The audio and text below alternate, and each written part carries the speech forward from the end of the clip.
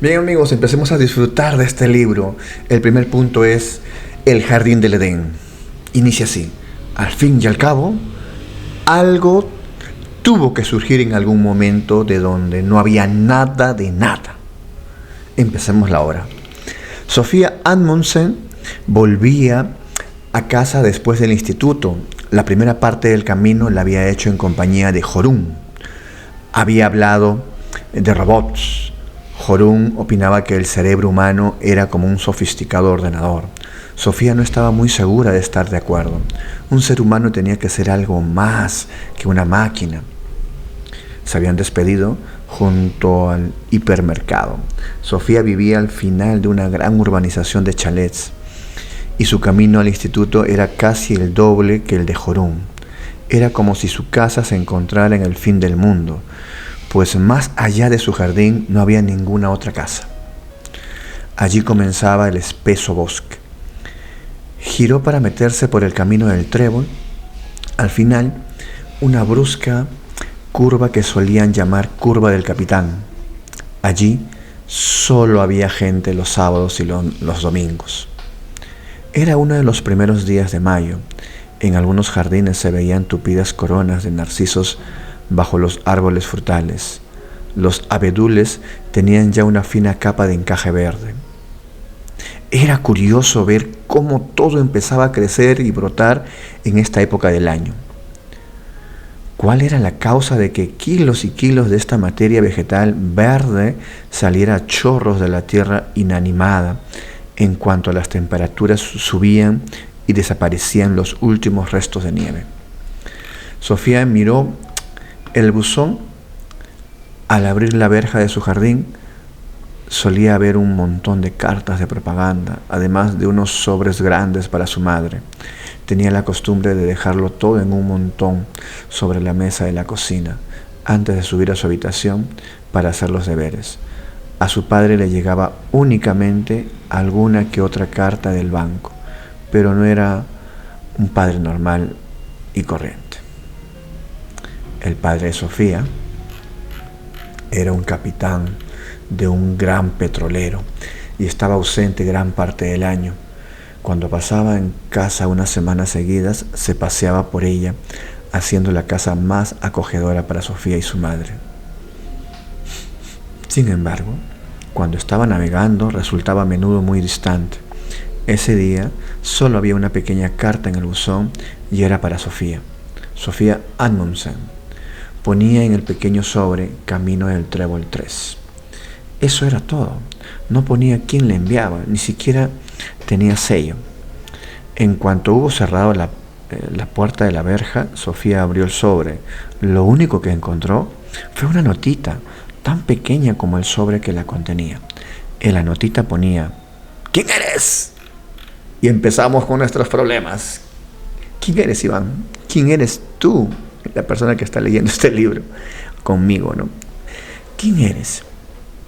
No ponía nada más.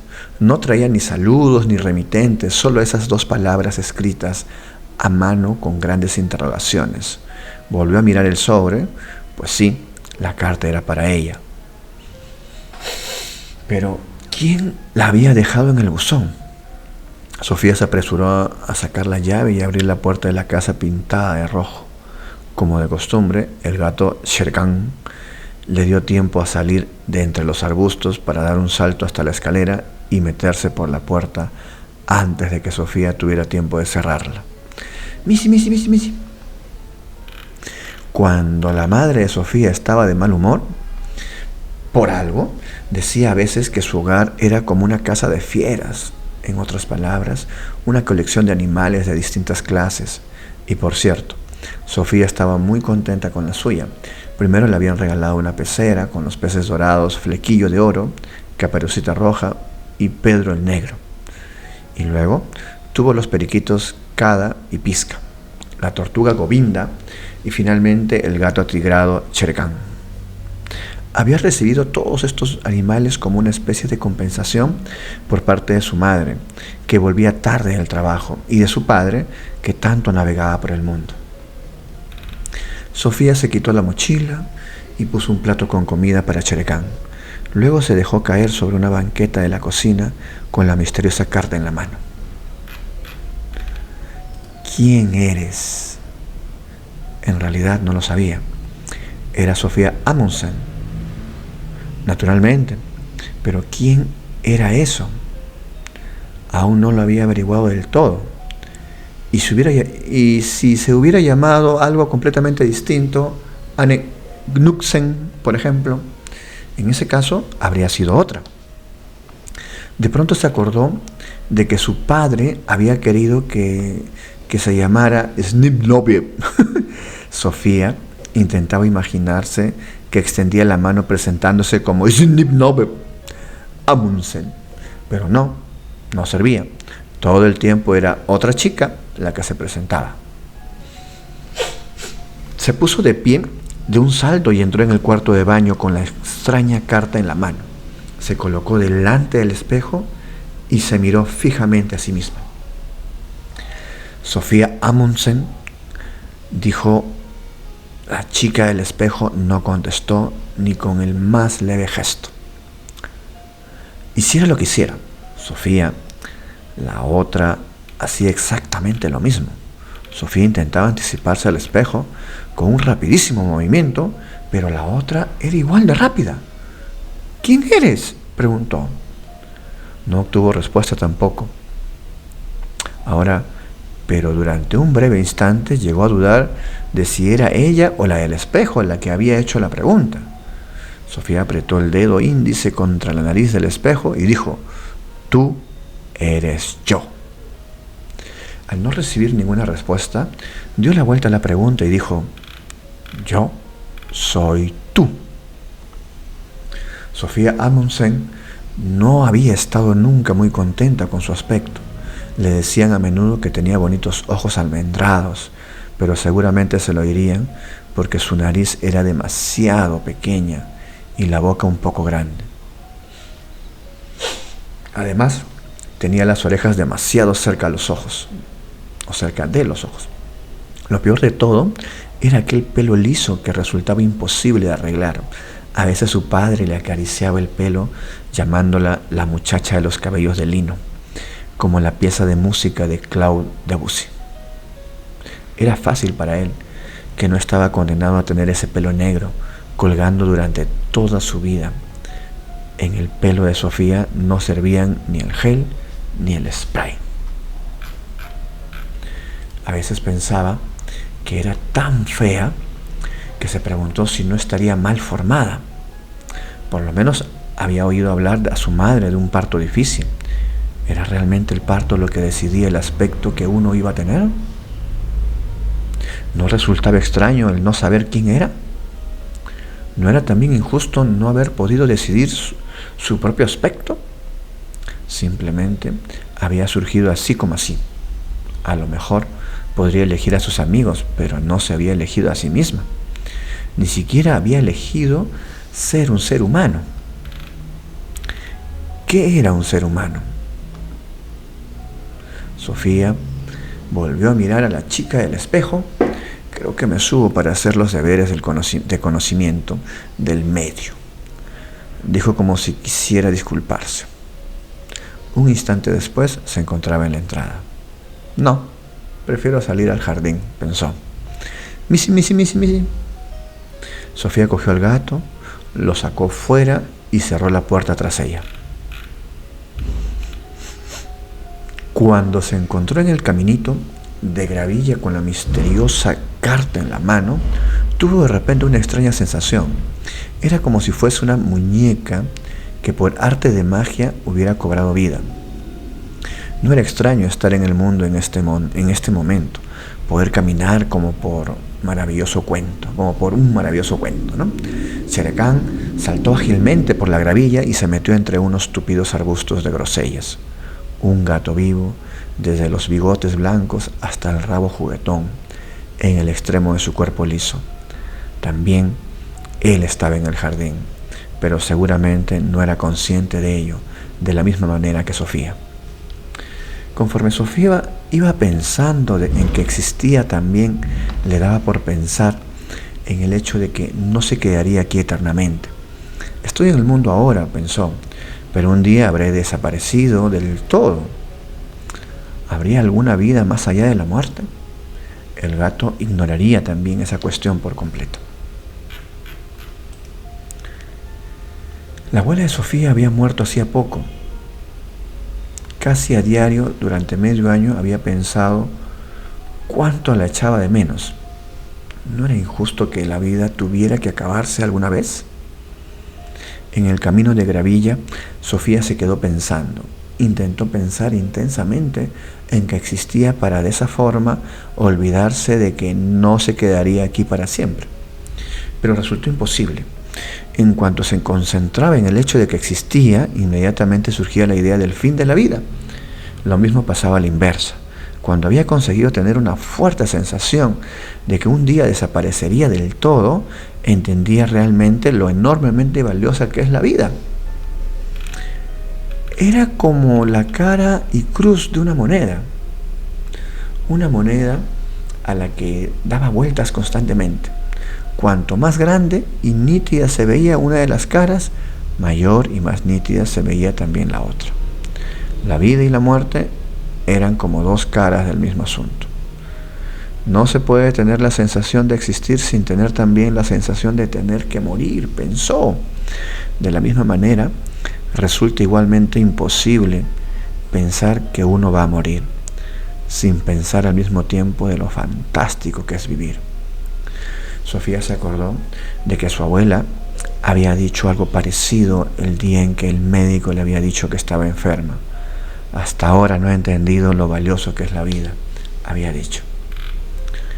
¿No era triste que la mayoría de la gente tuviera que ponerse enferma para darse cuenta de lo agradable que es vivir? ¿Necesitarían acaso una carta misteriosa en el buzón? Quizás debiera mirar si había algo más en el buzón. Sofía corrió hacia la verja y levantó la tapa verde. Se sobresaltó al descubrir un sobre idéntico al primero. Se había asegurado de mirar si el buzón se había quedado vacío del todo la primera vez. Se quedó en duda, ¿no? También en este sobre ponía su nombre. Lo abrió y sacó una nota igual que la primera. ¿De dónde viene el mundo?, ponía. No tengo la más remota idea, pensó Sofía. Nadie sabe esas cosas, supongo. Y sin embargo, Sofía pensó que era una pregunta justificada. Por primera vez en su vida pensó que casi no tenía justificación vivir en un mundo sin preguntarse siquiera de dónde venía ese mundo.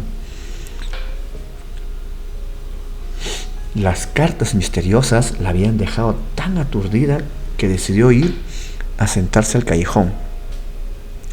El callejón era el escondite secreto de Sofía. Solo iba allí cuando estaba muy enfadada, muy triste o muy contenta. Ese día solo estaba confundida. La casa roja estaba dentro de un jardín. Y en el jardín había muchos parterres, arbustos de bayas, diferentes frutales, un extenso césped con mecedora e incluso un pequeño cenador que el abuelo le había construido a la abuela cuando perdió a su primer hijo. A las pocas semanas de nacer, la pobre pequeña se llamaba Mari. En la lápida ponía: la pequeña Mari llegó, nos saludó y se dio la vuelta. En un rincón del jardín, detrás de todos los frambuesos, había una maleza tupida donde no crecían ni flores ni frutales. En realidad, era un viejo seto que servía de frontera con el gran bosque.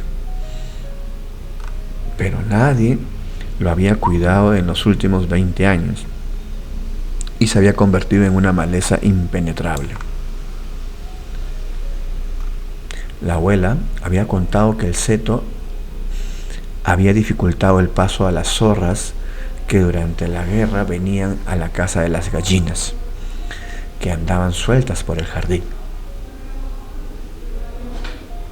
Para todos, menos para Sofía, el viejo seto resultaba tan inútil como las jaulas de conejos dentro del jardín. Pero eso era porque no conocían el secreto de Sofía. Desde que Sofía podía recordar, había conocido la existencia del seto. Al atravesarlo encogida, llegaba a un espacio grande y abierto entre los arbustos. Era como una pequeña cabaña. Podía estar segura de que nadie la encontraría allí. Sofía se fue corriendo por el jardín con las 2 cartas en la mano. Se tumbó para meterse por el seto. El callejón era tan grande que casi podía estar de pie, pero ahora se sentó sobre unas gruesas raíces. Desde allí podía mirar hacia afuera a través de un par de minúsculos agujeros entre las ramas y las hojas, aunque ninguno de los agujeros era mayor que una moneda de 5 coronas. Tenía una especie de vista panorámica de todo el jardín. De pequeña le gustaba observar a sus padres cuando andaban buscándola entre los árboles. A Sofía, el jardín siempre le había parecido un mundo en sí. Cada vez que oía hablar del jardín del Edén en el Génesis, se imaginaba sentada en su callejón contemplando su propio paraíso. ¿De dónde viene el mundo? Pues no lo sabía. Sofía sabía que la Tierra no era sino un pequeño planeta en el inmenso universo. Pero ¿de dónde venía el universo? Podría ser, naturalmente, que el universo hubiera existido siempre. En ese caso, no sería preciso buscar una respuesta sobre su procedencia, pero podía existir algo desde siempre. Pero ¿podía existir algo desde siempre? Había algo dentro de ella que protestaba contra eso. Todo lo que es tiene que haber tenido un principio, ¿no? De modo que el universo tuvo que haber nacido en algún momento de algo distinto. Pero si el universo hubiera nacido de repente de otra cosa, entonces esa otra cosa tendría a su vez que haber nacido de otra cosa. Sofía entendió que simplemente había aplazado el problema. Al fin y al cabo, algo tuvo que surgir en algún momento de donde no había nada de nada. Pero, ¿era eso posible? ¿No resultaba eso tan imposible como pensar que el mundo había existido siempre? En el colegio aprendían que Dios había creado el mundo. Y ahora Sofía intentó aceptar esa solución al problema como la mejor, pero volvió a pensar en lo mismo. Podía aceptar que Dios había creado el universo, pero ¿y el propio Dios qué? ¿Se creó Él a sí mismo partiendo de la nada? De nuevo había algo dentro de ella que se revelaba. Aunque Dios seguramente pudo haber creado esto y aquello, no habría sabido crearse a sí mismo sin tener antes un sí mismo con lo que crear. En ese caso, solo quedaba una posibilidad. Dios había existido siempre, pero si ella ya había rechazado esa posibilidad, todo lo que existe tiene que haber tenido un principio. Caray, vuelve a abrir los 2 sobres. ¿Quién eres? ¿De dónde viene el mundo? ¿Qué preguntas tan maliciosas? ¿Y de dónde venían las 2 cartas?